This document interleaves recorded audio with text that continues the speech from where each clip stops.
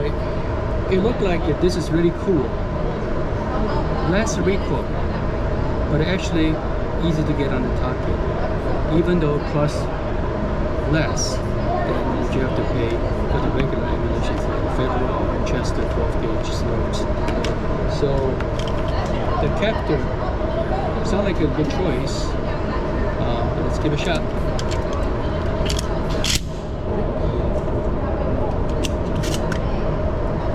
I'm gonna fire 3 rounds to see what happens. 3 rounds. Okay. Ready.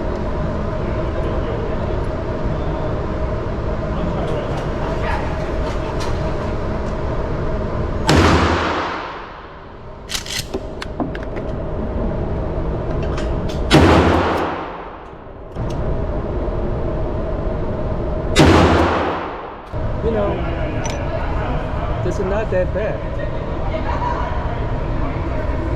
To me, almost to save $1.20 a round just to order from online. I know this is not a brand new name, but actually it's pretty good. Very good target. Put a very